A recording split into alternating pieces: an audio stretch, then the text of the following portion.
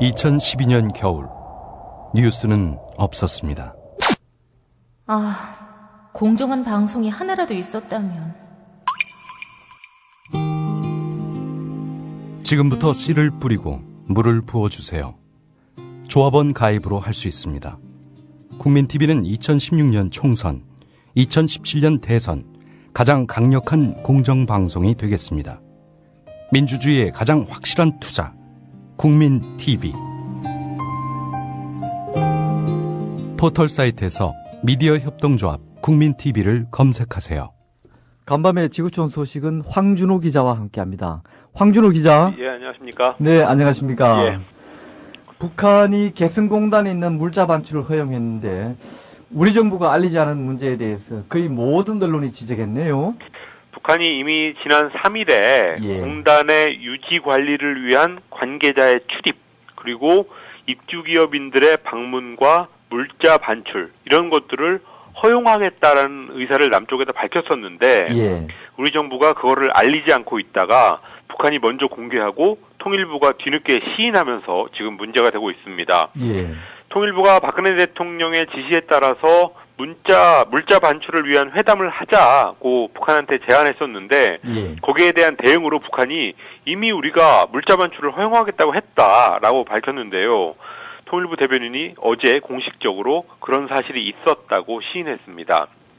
남측 인력이 전원 철수하던 날, 지난 3일인데 통일부 관계자가 북한 근로자들의 월급을 싸들고 잠깐 올라갔다 왔었는데 그때 북한이 물자 반출을 허용하겠다라는 의사를 밝혔다는 겁니다. 예, 북한의 그 제안을 우리는 왜 안 받은 거죠?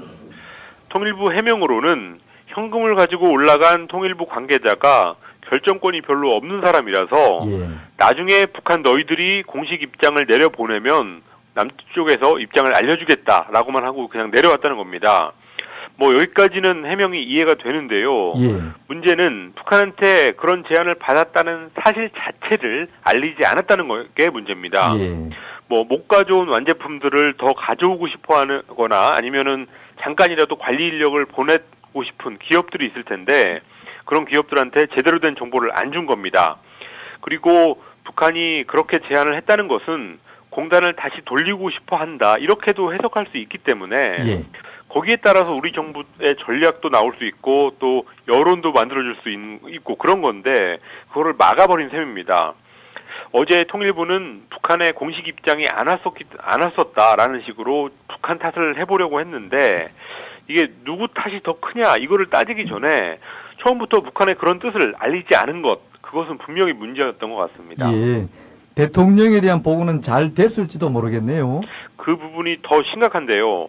그저께 대통령이 언론사 정치부장들하고 만찬을 했을 때 하던 발언을 보면 대통령이 그런 사실을 전혀 모르는 사람처럼 얘기를 했었거든요. 이거는 통일부가 대통령한테 보고를 하지 않아서 대통령을 이상한 사람으로 만든 게 아닌가, 이런 추정을 해볼 수 있습니다. 아니면 보고를 제대로 했는데 대통령이 잊어버렸다면은 그거는 대통령의 국정 수행 능력 이런 것들을 의심해 봐야 되고요. 그렇군요. 또 대통령이 북한 탓을 하려고 모른 척 했을 수도 있는데 만약에 그런 경우라면 그거는 국민 기만행위입니다. 윤창중 사건을 대통령한테 언제 보고했느냐 뭐 이런 거랑 좀 논란이 비슷한데요. 그리고 또 오늘 조선일보를 보니까 통일부 당국자가 북한의 남남 갈등 전술이다 이렇게 얘기를 했던데 이 문제를 자꾸 언론이나 뭐 누가 추궁을 하면 그거는 북한 의도에 말리는 거니까 입 닫으라는 얘기죠.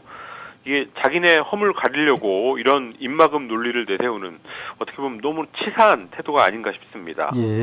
자, 다음 얘기를 한번 넘어가 보죠. 미 국무부의 아시아 태평양 담당 차관보가 정해졌군요. 동아태 차관보는 미국의 한반도 정책에 있어서 아주 중요한 자리인데요.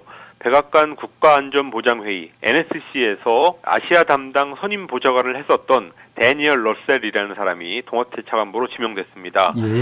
오바마 대통령이 사실 오래전부터 존 캐리 국무장관한테 러셀 시켜라 이렇게 이름을 써서 줬는데 캐리 장관이 다른 사람을 시키고 싶어가지고 그동안 버텨왔었습니다. 그런데 결국은 장관이 대통령을 못 이긴 건데요.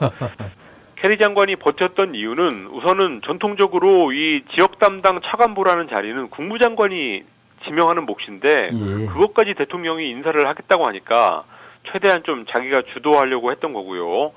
또 성향에 있어서도 캐리는 적극적인 대화파인데 러셀은 대북 강경파이기 때문에 다른 사람을 시키고 싶어 해서 그런 좀 측면이 있습니다.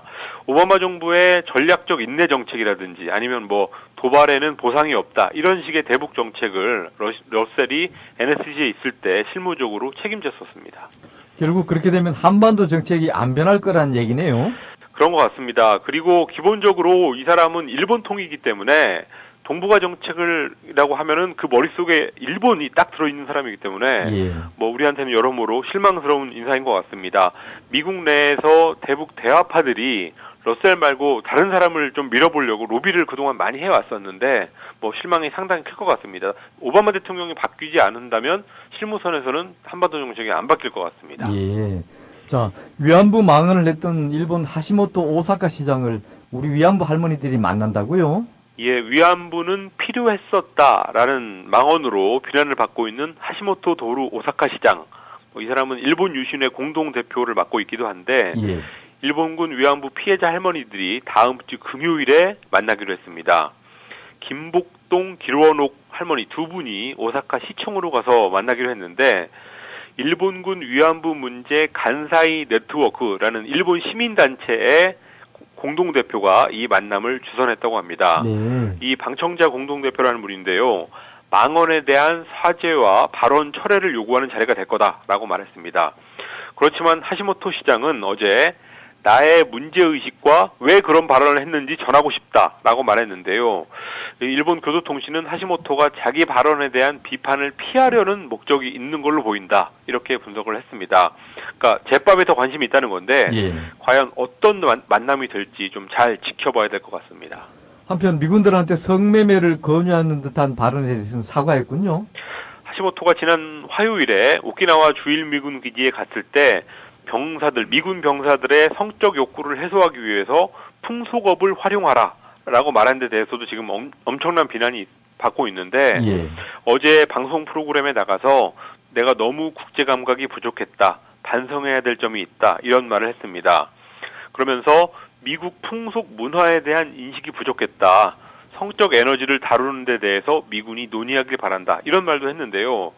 그렇지만 이 문화적 인식이 부족했다. 이거 우리한테도 아주 익숙한 윤창중 말하고 비슷한데 떠올리게 하네요. 예, 뒤집어서 보면 문화만 다르면 괜찮다라는 얘기로도 들리기 때문에 완전한 반성은 아닌 것 같습니다. 이런 사람이 일본의 차기 총리감이라니 참 걱정이군요. 예, 하시모토가 워낙 자신만만한 캐릭터를 내세우면서 정치적으로 컸기 때문에 그 캐릭터를 바꾼다면 정치적인 인기를 잃을 수도 있다 이런 생각을 하는 것 같습니다. 이 미군들한테 풍속업을 활용하라고 했던 말도 이게 뭐 언론이 취재해가지고 폭로했던 그런 게 아니라 자기가 기자들 앞에서 대놓고 자랑하듯이 소개했던 말이었고요. 또 그 말을 했더니 자기가 그 말을 했더니 미군 사령관의 얼굴이 굳어지더라라는 말까지 했던 그런 스타일입니다.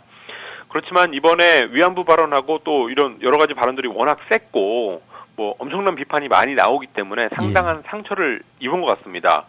일본 유신회하고 협력하려고 했던 일본의 야당들이 지금 조금씩 거리를 두기 시작했고요.